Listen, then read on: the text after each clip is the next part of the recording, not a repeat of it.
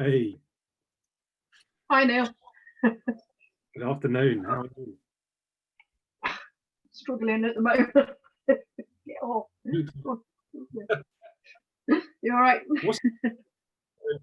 What's sorry, forgive me, his or her name? What's his or her name? Him. He's Toby. Toby. Yeah. Very good. Looking grumpy now. Look. Always the boost, right? Yeah, he does like to join in with things. Yeah. We used to have a cat and be working. And hi there, Sue. Hi, Neil. Hi, Sue. And Sophia. Hi, Sophia. Hi, Hello. Sophia. You okay? Very well. Very well. Not Thank you. bad.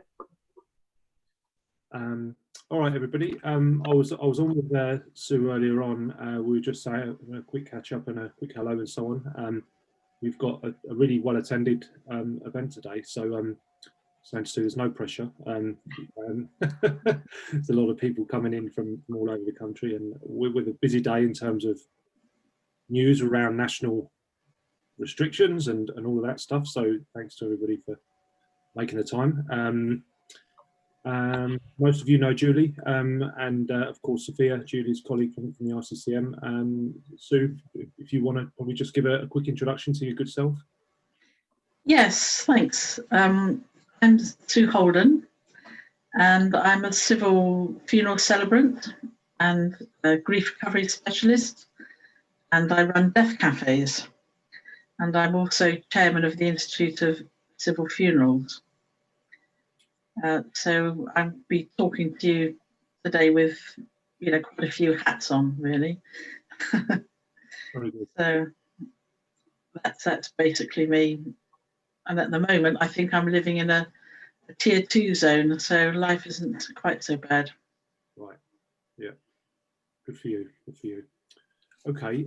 Well, probably the same, format as what we're quite used to now. We're going to hear from Sue first. Sue's going to give us an introduction to all things regarding, approaching death and talking about it, exploring it, that kind of thing. I'll not go any further than that. As ever, we encourage you to use the chat, use the Q&A button, and we'll get the discussion going thereafter. So without any further ado, Sue, take it away. Thanks very much, Neil.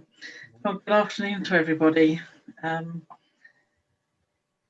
This topic is quite an intriguing one, really, because it's one that people don't really like to talk about very much. And yet, if you look around on the internet and in books, there's loads and loads of information and people wanting to talk about death and dying.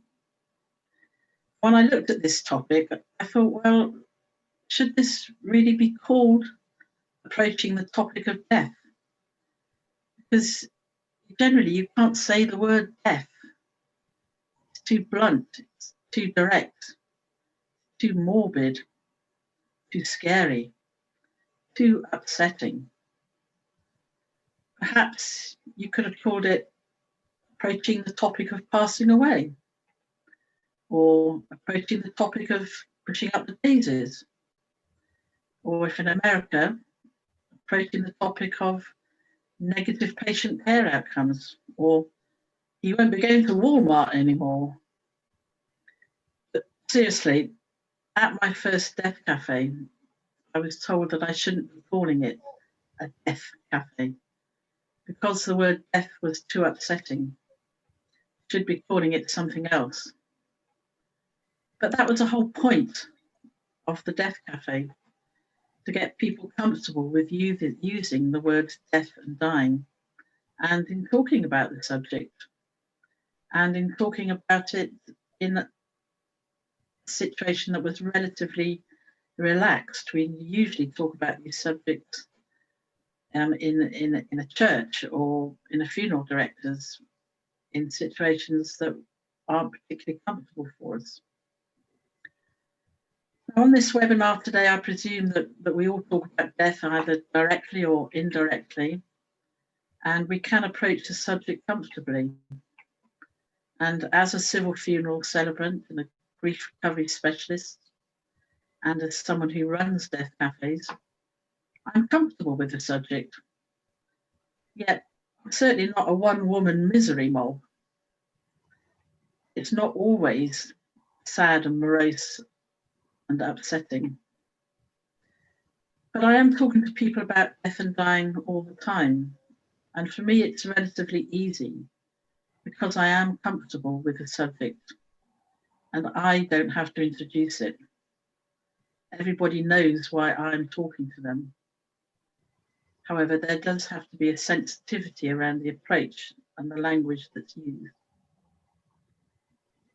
And many people are uncomfortable with talking about death and using the words dead, died, death, etc., even when they can't be avoided.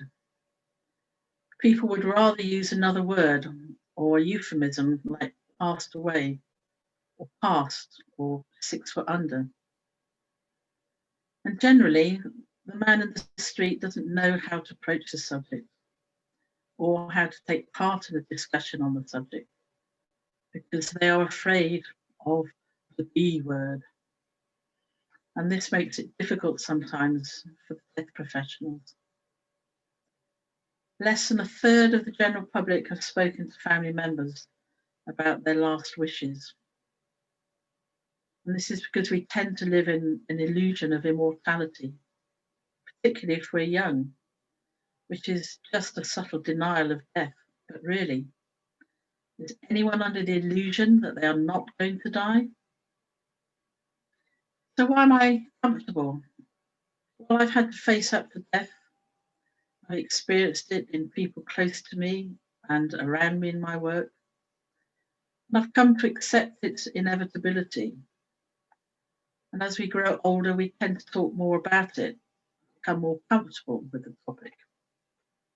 I'm not giving away my age, by the way. But to say that I am a little worried about how my own death and how it will come about and when it will happen and what it will be like is the truth. I'm not totally comfortable with the subject. That I'm not a little worried about thinking about it when it concerns myself. And that's because I don't know. There's a lot of fear around death and dying because we don't know. And we all naturally fear the unknown. And death is one of life's great mysteries, which we will probably never know about. So the problem that we have today is introducing the subject when people don't want to talk about it. But we do need to, as we all will eventually have to face up to the subject of bereavement and talking about death and dying with somebody close to us. Now, talking and knowledge can take some of the fear away, hence all the books that we're seeing on the shelves about the subject these days. And it's something we're all encouraged to do, but we're still a little bit afraid to use these words: death, dying, dead. So how do we introduce the topic for discussion? Well, in my work, the subject mainly comes to me, as I said, and people are prepared for a conversation, even if it's a difficult one. So it is quite easy. But how do we start the conversation when it doesn't come to us?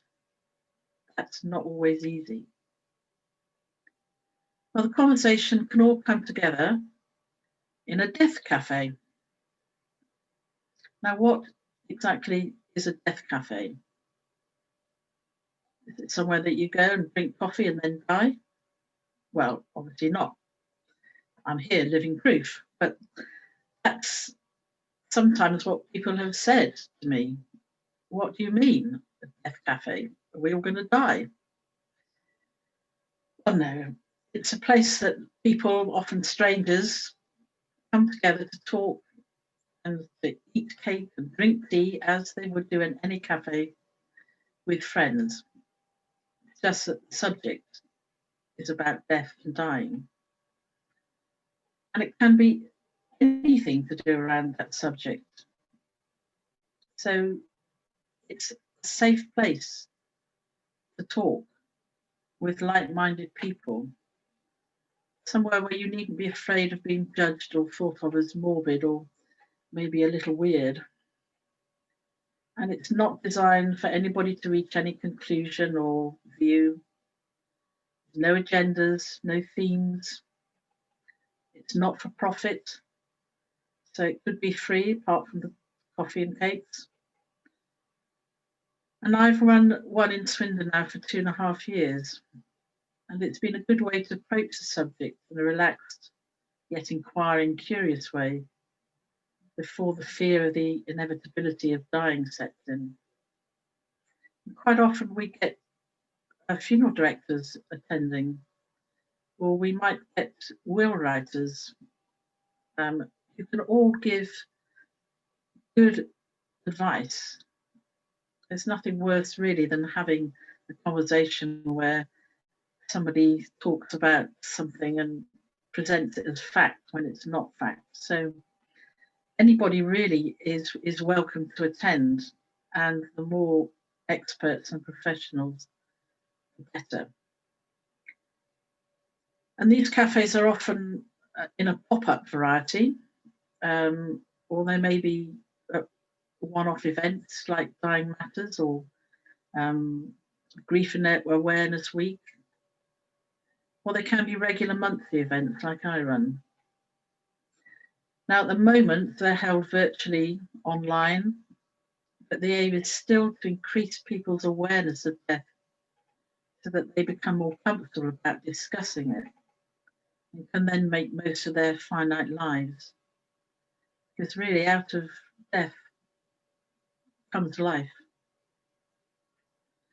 Now, the movement is fairly new. It was founded by a man called John Underwood, and he was working on several projects on death and dying. And after reading the work of a Swiss sociologist, Bernard Kreters, he decided to expand his projects and based his death cafes on a model by Kreters. And John held his first cafe in Hackney in September 2011, with help from his psychotherapist's mother. Her name's Sue Barsky-Reed, and she runs it today. Because sadly, John suddenly died in his 40s in 2017. And thousands of these death cafes have now been run in over 74 countries worldwide. And it should be mentioned here that they are not support groups. They are purely discussion groups. And so people shouldn't really attend with the thought that they're going to get counselling. However, the mere fact that people are coming together with a shared view and a shared interest is, of course, supportive. And it's amazing how easy it is to run a cafe. People who usually attend have a curiosity already or a question around death and dying, particularly when they're experiencing a bereavement themselves and friends or family, or they have an experience, or they are expecting one. Quite often people come where their parents are elderly and at end of life, and there's lots of questions around that. And they have questions like, should I see the body? What happens once the curtains are closed? Do I have to have a funeral director? Do I have to have a limousine, or are coffins reused? Do I have to have a funeral? Just put me in a bin bag and leave me for the dustbin men. Is that possible? I mean, that's something we often hear. But sometimes we just start with a question to a newcomer, which might be as simple as, what brings you here today? Or would anyone like to start us off? Or if there's a hot topic in the news like the pandemic, or the latest big question, our funeral director's ripping me off. And so these are used to start the conversation. And once that's started, thought flows and develops organically. I'm just a facilitator to allow these conversations to flow, to make sure that everyone's included who wants to contribute, and to keep things on track and time. And as we know, death has always been at the centre of religion and philosophy. And we at a Death Cafe can be quite philosophical. For example, we may stray onto a question that says, what do you think happens when we die? Do you believe in a soul? Do you believe in ghosts? What about the white light at the end of the tunnel? Has anybody ever seen it? What do you think heaven is like? What do you think hell is like? Sometimes we look at the beliefs of other religions and cultures because it naturally comes up in conversation, particularly around All Souls Day and Halloween. So we look at how others deal with death as well. And we may talk about superstitions which abound on the subject. Ones like, if you talk about death, it will happen. And birds are bad omens, particularly owls and ravens. And this is because they move easily between the earth and the sky. And did you know that if one flies into a room and lands on the back of a chair, someone in that household will die? Now, do we believe in them? How do they arise? All good points for discussion and getting people thinking about the subject of death and dying. And of course, humour is often used.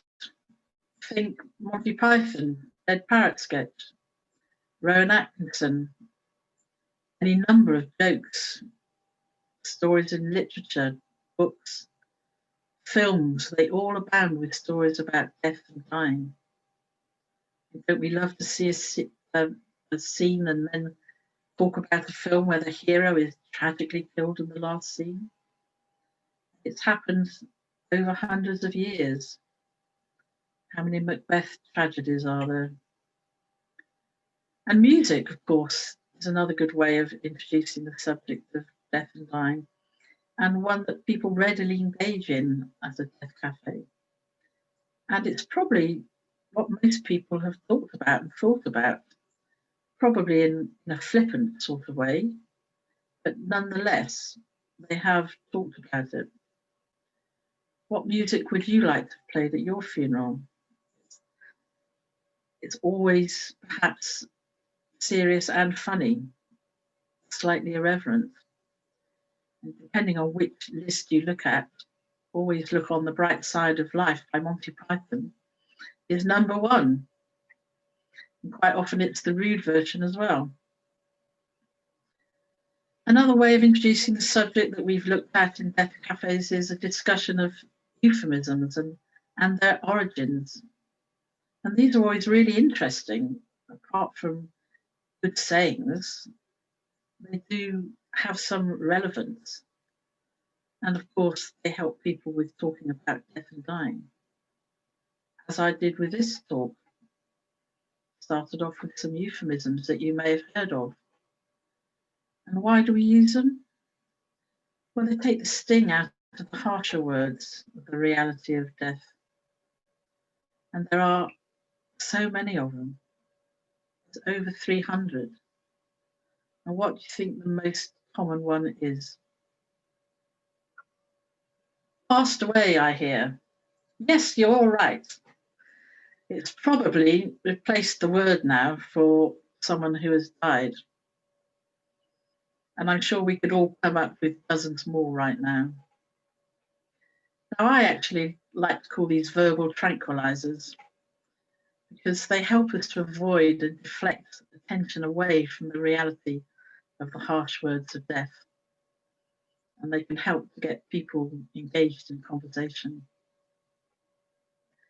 Now, at the moment, with the COVID pandemic, everybody around the world has been forced to consider the fact that they may die, maybe sooner than they thought. or that someone close to them may die. And literally millions will end up having knowledge and an experience of talking about death, along with a better understanding of death and the processes associated with it, like planning a funeral, making decisions about how one is disposed of. Although many members of different religions and cultures will have this decision made for them through their belief system. It doesn't mean that it's becoming easier to talk about death. I think that maybe it has. But whether it has or has not, I do believe that more people are talking about the subject because they've had to. They've had to face up to it.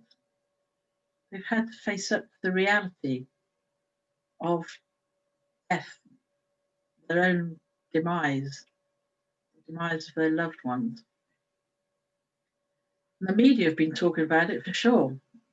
So more people have had to listen and read references to death and dying. And just maybe because of that, they've started their own conversations. But even before COVID, there was a raised interest and an awareness exploring the topic of death and dying. There has been growing awareness of death subjects, if you like making a will, powers of attorney, living wills, what do I want my funeral to look like, funeral costs, funeral plans, etc. And the use of funeral celebrants rather than the clergy in a world where belief and spiritual reliance on religion is shrinking.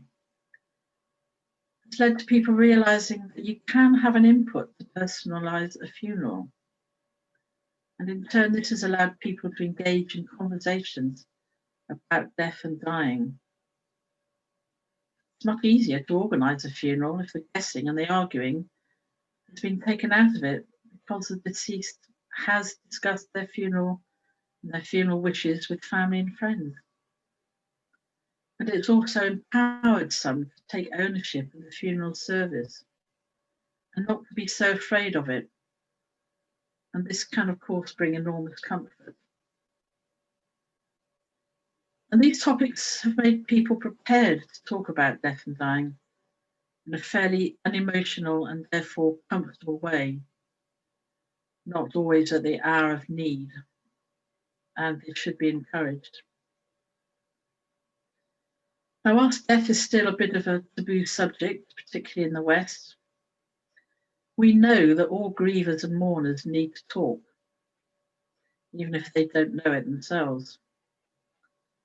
So this is a time to try and introduce a topic and get people to talk about it before they are traumatized and emotionally overwhelmed by personal loss and by grief.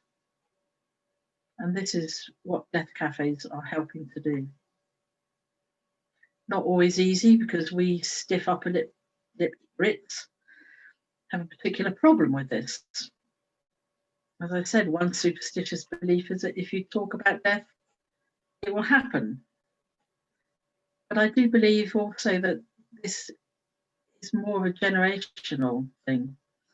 It's not so much amongst young people now who are perhaps more sceptical about superstitions, but they are still out there. And it's the reason why people have been reluctant to talk. And especially with my job, we tend to deal with the more elderly. So I come across these superstitions more often than perhaps people who are dealing with younger people. And it's not always been a difficult subject. And it still isn't today in some parts of the world. But here, death at one time was for most families and communities a part of everyday life. It was expected amongst children and workers in dangerous occupations like mining and construction and being shoved up chimneys. But now the advances in medicine and safer working environments mean that people live longer. and we're all a little bit more removed from death and dying, become a little bit more outside everyday life. Something to be tidied up quickly, and the processes after death taken care of by somebody else, rather than the family or community. Most people die in hospital, although 70% want to die at home. And a death is often seen as a failure rather than a natural and inevitable occurrence. And organisations like Dying Matters and Death Cafes have helped to raise the awareness of it being okay to talk about death, and in fact, a necessity. Now, I believe that it's getting easier, and COVID has helped, and it will continue to become easier in the future, because sadly, everyone will have had some practice in talking about the subject and in using the words death and dying. And if we can keep emotions out of the conversation, if we can be curious, be interested, try a philosophical approach, look at other cultures. Some treat death as a release to another and a better world, something to be celebrated and actually looked forward to. If we can start to look at death that way, we may be able to have better conversations and be more comfortable in talking about death and dying. So I would encourage everyone to try and set up a death cafe or attend one if you come across one. And especially, I know crematoriums, cemeteries, funeral directors, they often have open days. And this is an ideal opportunity to just run a little death cafe. I'm sure you'll provide tea and coffee anyway. So just get people talking about death and dying, which they probably are. You've probably all had a death cafe and not realised it. And the very fact that you've opened up your doors gets people there who are prepared to face up to the subject and talk about it. So maybe death cafes have been going on a lot longer than we actually think. And there's a great awareness of Dying Matters Week and Grief Awareness Week, and they're all coming up shortly. And these are ideal opportunities for people to just have a little pop-up cafe. People will come. I'm amazed. Put coffee and tea on and cakes on the table, and they're there. And they're not really bothered about what they're talking about, but they will be drawn into the subject because everybody's got a view and an opinion and a story that they would like to tell you. So we are moving on with our conversations about death and dying, but there's still work to be done until we all shuffle off this mortal coil, which, by the way, is a saying attributed to Shakespeare rather than the more widely believed Monty Python. And we need to get used to hearing and using the correct language. A friend of mine recently, when she asked to speak to someone in a home, was told that, oh, she's no longer with us. So I asked, did she die? Had she been moved? Had she recovered and gone home? What had happened? Well, my friend never found out because she was too afraid to ask the question, had she died? Now, she was ill, but she was quite young. And we all might have missed the funeral because we just didn't ask that question. And how sad is that to think that we might have missed the opportunity to say goodbye to a friend. And of course, the classic use of language, I've lost my husband, which makes one think, well, how very careless of you. Where did you leave him? Where did you see him last? And you can go off on a whole different tangent of conversation. But perhaps the worst one is, I think, he's gone to sleep. Because this can be quite terrifying to a young child who can then think that if they go to sleep, they will end up in a box in a shop on the high street for days on end. And then you start creating behaviour problems and sleep problems. They walk around with their eyes like this all day. They don't shut and go to sleep. But approaching the topic of death need not be scary. It doesn't have to be morbid or weird. And mostly it's not a reason to use phrases and language that cannot easily be understood. I mean, really, we all know what we're talking about. And death cafes can be run by anyone, anytime, any place. And they are good ways to start increasing our comfort around the subject of death and dying. So let's get together and have a go.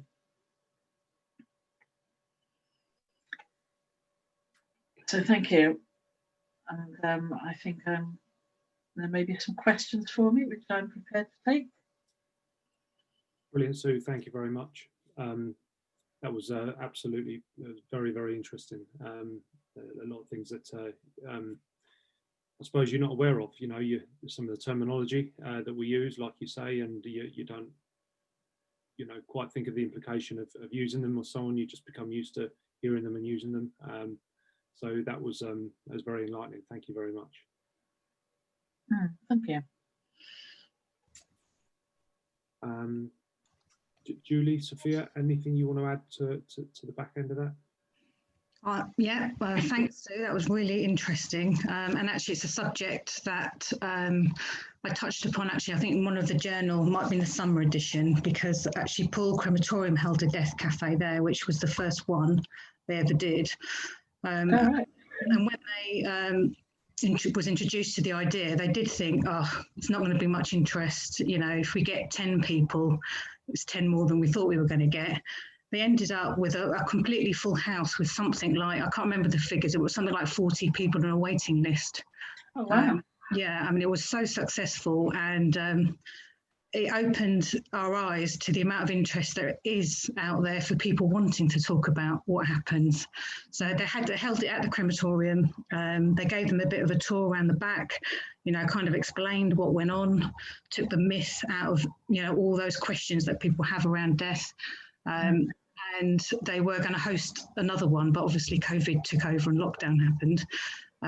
But there is an article that we wrote in one of the journals to try and encourage, you know, other crems and cemeteries to do something like that when we're able to again.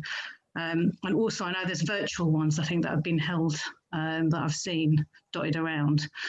I think it's a hugely important subject to get people to talk about it and dispel some of the myths that people have, because it makes them less frightened about, you know, what actually does happen. So yeah, so really interesting. Thank you very much. Yes, absolutely agree. It's the fear of the not knowing, and you know, there is a curiosity, which is why, you know, if you open up your doors to a crematorium or a natural burial centre, even, people will go flooding in. And you know, perhaps we prejudge people in that we decide for them that they won't want to talk about it. They won't want to see anything about it. But from what you're saying and what I've experienced, well, maybe they do. But I think we always have to remember that people who choose to visit a crematorium and see what goes on, or choose to see what happens at a natural death and burial centre, or choose to come to a death cafe, they're already interested. They're already open to the idea of talking about it. So in a way, we're preaching to the converted.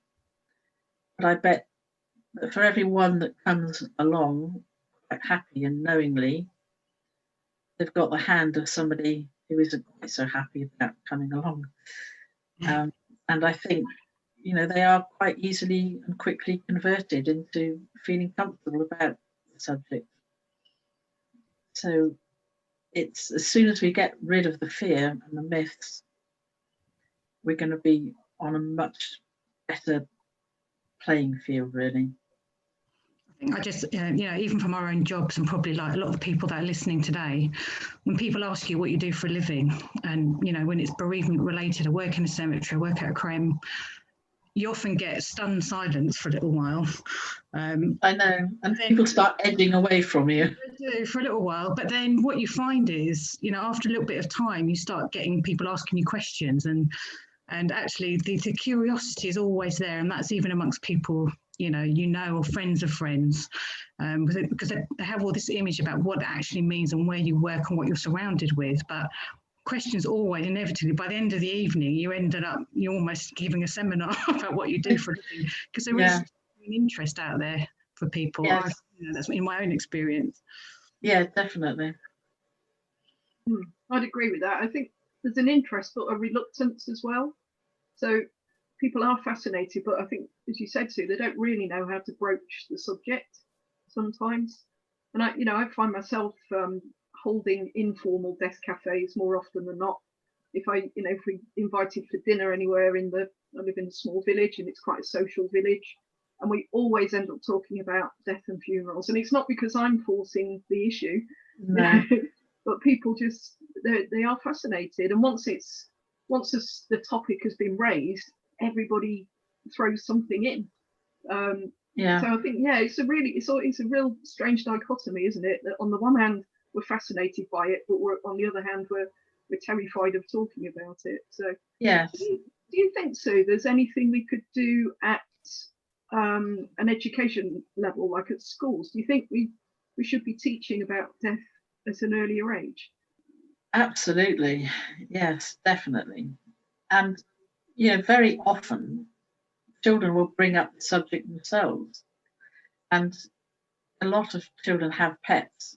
Notoriously the hamster or the guinea pig or the gerbil that lasts for only a few weeks. You do come across death at quite an early age, and they are obviously asked questions about it, and they can be very matter of fact about it. They probably, because emotional intelligence isn't developed quite fully, but you can say, your hamster's died, and they'll just go, oh, okay, and they'll carry on. And they might say, well, what happens when they die? And this is when people start saying, well, they've gone to heaven, or they're 6 foot under, or well, they've just fallen off the perch or croaked. Well, why would a hamster croak? I thought frogs did that. You start to then build up lots of weirdness around the subject in the child's mind. And if you just say they died, it's something that means they're not going to be able to live with us anymore. Their bodies won't function. And it is sad, but this is what happens. They'll just accept it and move on. And so I think it's really important that we do teach the subject in schools, because, as I say, that it's there around children, and they will bring the subject up themselves. And they won't understand if we can't give them a direct answer. If we try and sweep it under the carpet, that's when the fear can start and the misunderstandings. Yeah. And I would love to go into schools and talk to children about it, because they wouldn't be emotionally involved, but they'd be curious and they'd be interested, and it wouldn't upset them, really. I mean, it all depends on how you introduce the subject or how you talk about it and what language that you use, but definitely it will help everybody in later life when they're not really emotionally attached to a death, to start to be able to talk about it. Do you think more children are now going to funerals in your experience? Good question. I think there are, because there was certainly a time where it was only something for grown-ups. But I think families and parents in particular are more of the mindset of, well, you know, let Johnny decide. And it does depend on how old Johnny is. And I think on what relationship he had with the deceased person. And quite often it's the parents who make the decisions not to take a child to a funeral. But it's a good opportunity again for children to learn about death and dying and what a funeral it is. And quite often when they do go to a funeral, you know, they can cope with it and the parents are pleasantly surprised. But what they learn is how adults cope with death and dying.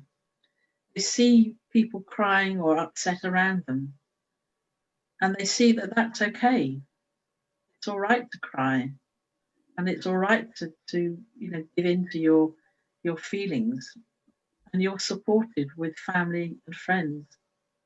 And that's the best way to deal and cope and learn about dying. I mean, I did hear of a story of I think his boy was 5 years old. His granddad had died. Okay, he's died. I wasn't quite sure what that meant, but he got sent off to school in the morning. And when he came home in the afternoon, the house was full of his uncles and aunties and people from next door and people he recognised, but they're all dressed in black. And he wondered, well, they're all having a party without me. Why is this? What's the reason? You know, and why wasn't I invited? And why wasn't I told anything about it? But being 5 years old, he didn't ask. And he was never told what that was all about. And he spent quite a few years wondering what on earth had been going on in that house with all his relatives dressed in black, seemingly having a party. Because there was food and drink and everybody was laughing and having a jolly time. So, you know, you have to be very careful about involving or not involving children. But I would say that probably more children are attending funerals these days. I can, from our point of view, we've a 4-year-old, and she'd be like you've said, Sue. She'd just ask direct questions. What do you mean they're dead? What does that mean? Where have they gone? What's heaven? Who's in heaven? How do you get there? What's God? Da, da, da, da, da. You know, it's very, very difficult to explain that to a 4-year-old. But we've just had and as difficult as we've just tried to be as direct about it as possible. And although it might be hard for them to understand, she somehow she's got an understanding, and she gets it now. We're trying not to hide it. You know, we take circumstances into account. Who's passed away? I've said it now as well. Do you know what I mean? Who's died? And you know, be sensitive, but we've tried to be honest. Julie, do you remember earlier on in this summer we had another guest? Forgive me, I don't recall her name, and she was saying the topic was bereavement and children, and she had mentioned around that episode of Sesame Street where they said about it's almost perfect in the way they explained how to convey death to kids. Do you remember that? Yeah. I did go and watch it afterwards as well. It was really good. Yeah, I did. Yeah. It was really good. So I don't know if you've seen it, but if you just Google Sesame Street talk about death, something like that, there's a 2 or 3 minute piece on how they explain to, I think, Big Bird that somebody's died. It's really good. Really good. Oh, I'll have a look at that. Yeah. I mean, some funeral celebrants are involving children in funerals these days with storyboards or a collage or something, and making them part of the ceremony so that they feel involved and you know, perhaps they understand what is going on because they're not an outsider looking in. They are actually part of that ceremony. And you know, these are things that are all remembered later on in life. And I think that's the important thing, that perhaps children want to know that later on that they were there, that they did say goodbye. Yeah. Yeah. Okay, a few comments. Beth Aldridge has said, really enjoyed that, Sue, and thank you. They'll be looking at holding a pop-up Death Cafe, all being well, next year. So thank you to Beth for that. Peter McNulty, my experience since 2006, not much changing in young children attending, but a slight increase in the number of 10-year-olds upwards. COVID numbers and restrictions have slowed things slightly. So that's from Peter. Thank you, Peter. And then Alan Sheldon, hi to Alan. I think there's sometimes a social impact with children attending and that the parents don't have childcare. This maybe doesn't deliver the correct message to children. And they give answers which placates the child to get through the service with minimal disruption. So yeah, I'm sure a lot of that happens. So thank you, Alan. Sophia, you had mentioned earlier on that Paul Crematorium had run that Death Cafe, and you know it kind of blown away all their expectations in terms of interest. To Sue or to Julie or Sophia or any of you guys, so if you think about the guys that are on here today, you know, running various sorts of bereavement services organisations up and down the country, you know, we talked around Death Cafes. And maybe it's as simple as that, and the, you know, the pop-up events. But is there anything more from a practical point of view that bereavement services organisations can be doing to better serve their communities by having, you know, more exposure to death and what they do? Is there a way that they can practically engage with their communities to help a lot of what Sue's aiming at today? Yeah, Sorry. Go on, Julie.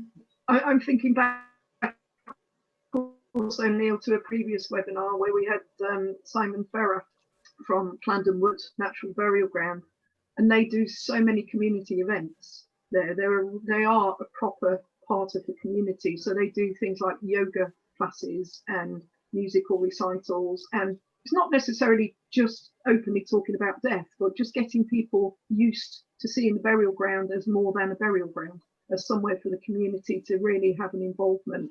And I think, you know, that then destigmatizes it, doesn't it? And I think, you know, crematoria and cemeteries could do the same.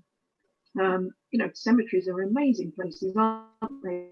Some of the big Victorian cemeteries, and I know, you know, the Highgate and Kensal Green, all the big known ones, have regular tours. Well, there's no reason that a smaller one couldn't do the same. They're all historically important in their area. And I think it's just about getting people into the site at a time when they're not actually bereaved. And then the conversations sort of spring up naturally, almost. But it's about taking the fear out of it, isn't it? And, you know, I still think back to when I was at Bournemouth, and the councillor who was head of the sort of bit that looked after cemeteries wouldn't even come to site because she was so terrified that if she came to the crematorium she would die. And that, you know, that was a very real fear for her. But why? You know, as you say, Sue, where does that come from? And you know, that's something we really do need to battle against. So I think, yeah, just any sort of events that you can hold that obviously are tasteful. We don't want to have vampire nights or things like that. But, you know, music recitals, open air plays, tours round, talks, you know, why not? Good. Yeah, I mean, a lot of crematoria have their own cafes, don't they? They have hospitality rooms. I mean, those are ideal places. You've got the food and the drink and cakes on hand. You've got seating. You can do anything you like in them. Yeah. And I don't know how many people have heard of the Coffin Club, but this is an association, a club that organises people to paint and decorate their own coffins.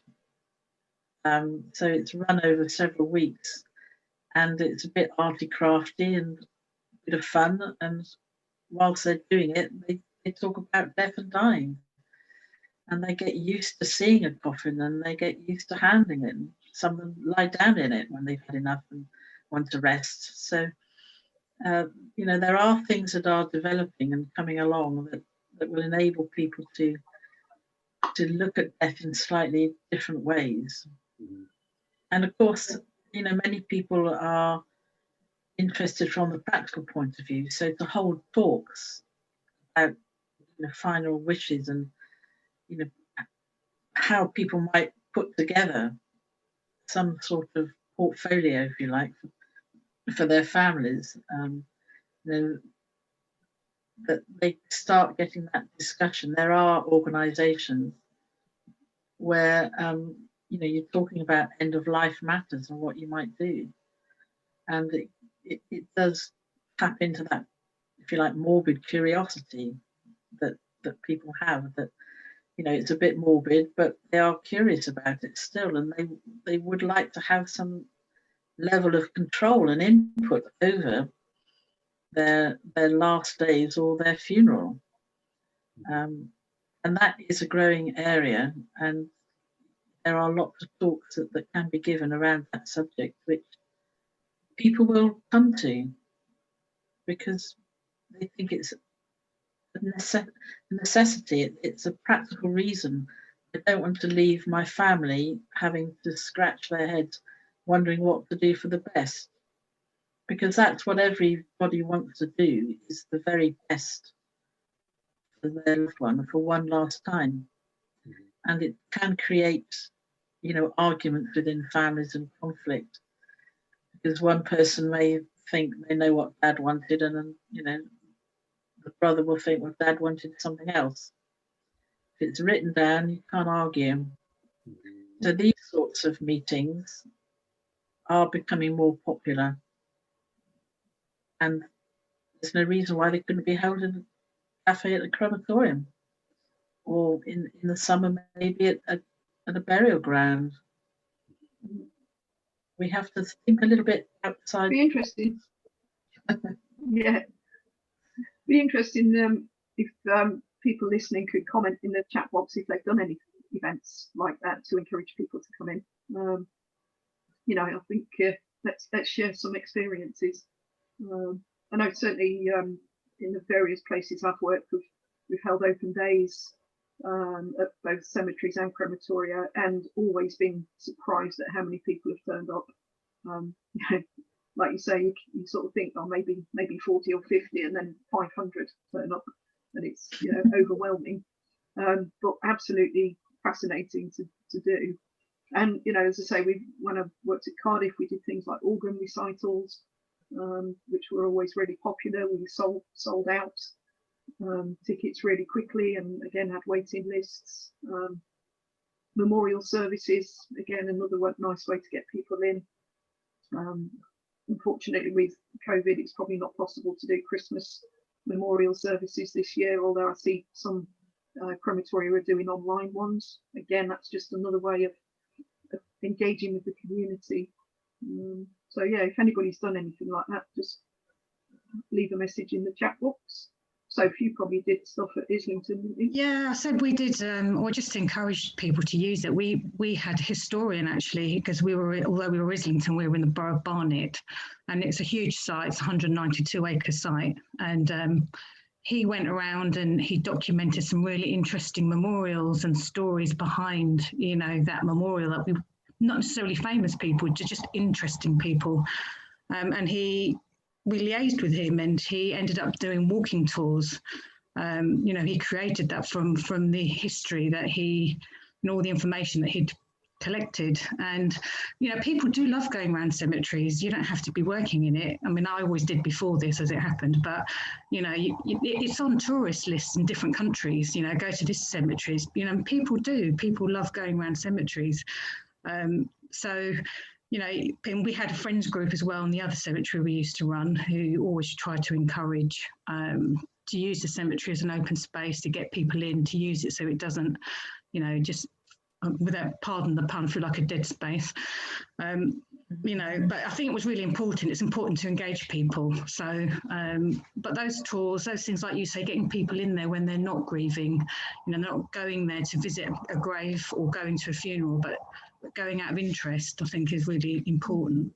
Just want to ask you, Sue, if somebody does want to hold a death cafe at their cemetery or their creme, and they're not quite sure if they can't manage it on their own, are there organisations, because I know Paul did liaise with an organisation whose name I can't remember, but it is in the journal article. Could they hook up with an organisation that would help them organise that?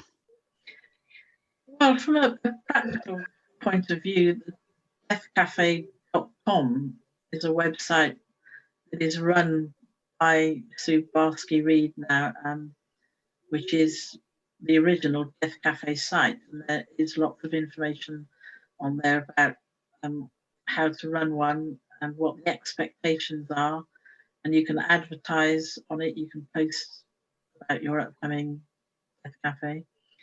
There are, you know, particular rules that they seem to be quite keen on enforcing, and that's around not having any agendas or any leading discussions. I ran a Death Cafe once where a chap brought along a box of cards. I think it was a game, but it just had lots of questions on it. You know, like, you know, have you ever had a near-death experience? And, you know, what do you think happens when you die? Or do you believe in ghosts? And we all simply took a card and then looked at it and then asked that question, and it was open for discussion.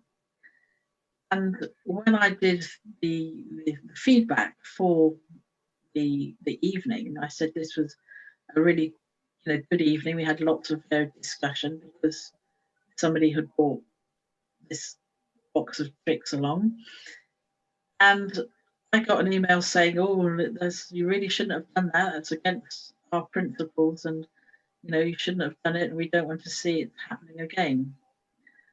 And my answer was that I guess that chap, I think he had something that he wanted to ask, and that was his way of asking it. But it was also a way of getting the discussion going. But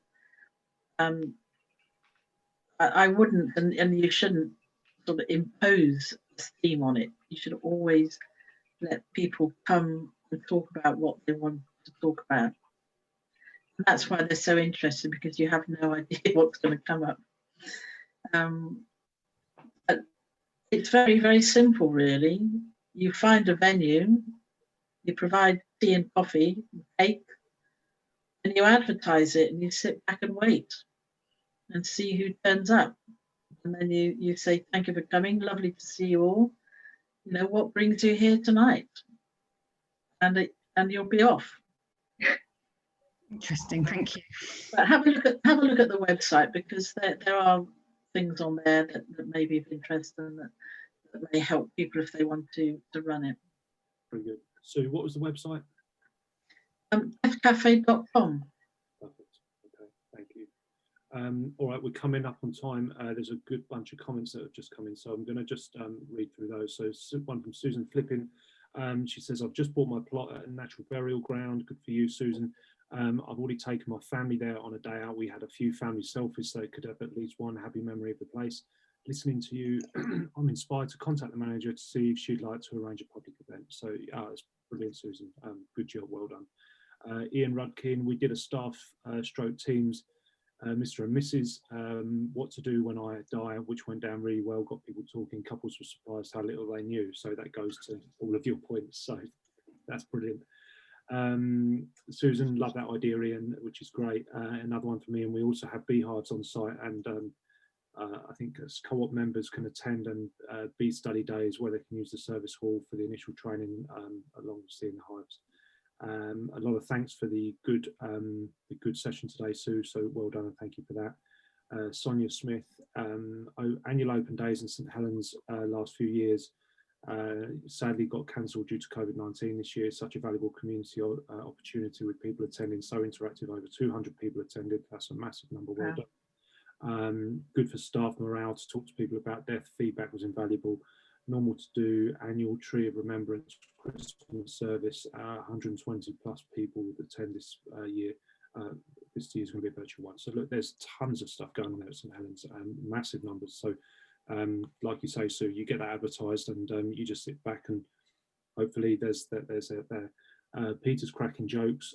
So well done to Peter. Do you encourage good behaviour? I've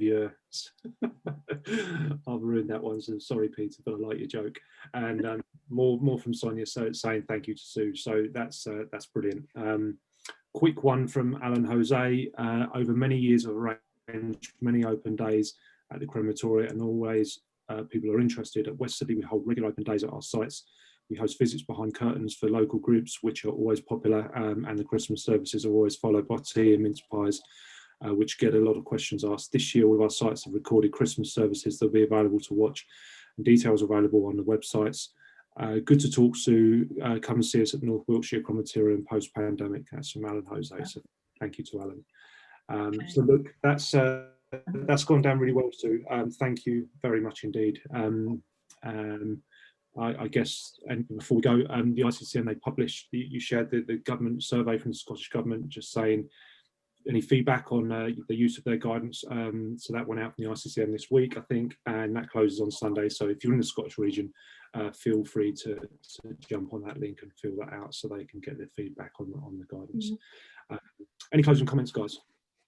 Just thank you, Sue. That's been fascinating as always. It's lovely to see you again, and thank you for joining us. Really appreciate that. I just want to say that, as far as we understand at the moment, with the revised tier system, and most of the country being in at least tier 2, if not 3, it doesn't appear it's going to affect funeral attendance. It's still mooted that 30 people can attend a funeral and 15 can attend a linked ceremonial event or a wake. So as far as we know at this current time, there's going to be no change to that. But I'll keep you informed if we do find anything out. We'll send a newsletter and update the website. Very good. Thank you. I'll just say thank you very much for letting me talk to you. It was I thought it may be a bit like preaching to the converted, but there's always something new to learn, and it's always fascinating to talk with people, like-minded people, and I just hope it was useful to you. Very good. Thanks very much. Yeah, definitely. So the more our various organisations work together, the better. You know, Oh, absolutely. I know we've spoken before, and you know, we always learn something new from each other. So yeah, no, let's keep doing that. Neil, I see there's a couple of questions come in. I've got a couple of minutes. If Go for it. Yeah, perfect. So we've got Sarah Dawson. Can I ask, is interment of ashes classed as a linked event? yes, it's not part of the, well, unless it is the main funeral, then it is a linked event. So if you've had a cremation and a service with people there, then the burial of ashes would be a linked ceremonial event. If you've had a direct cremation with nobody there, then there is an argument that the interment of ashes is the main funeral. So it's a slightly moot point, but for certain cultures, faiths, religions, it may be that the interment is the important part. So I think you'd want to sort of take it on a case-by-case basis and look at whether there'd been a service around the original funeral or not. And if not, then it may be that the interment of ashes could be classed as the main funeral. That was a politician's answer, wasn't it? Well, it worked. Sarah says thank you. I don't know, we understood it. That's a difference. Fair point. Is there any others, or is that? Was that No, everything? the last one was from Alan, and we covered Alan, so I've just All right, great. closed that one up yet. So no, that's Brilliant. perfect. All right, everybody. Any final comments? No, I'm late for DMAG, so I'll shoot on if that's all right. And thanks again, Sue. Thanks, Sophia. Thanks, Neil. Thanks everybody for listening. Stay safe. Look Thank after you. yourselves. See you in a couple Yeah. of weeks. Yeah. Bye. Bye Thank bye. you. Bye Take bye. care. Bye bye.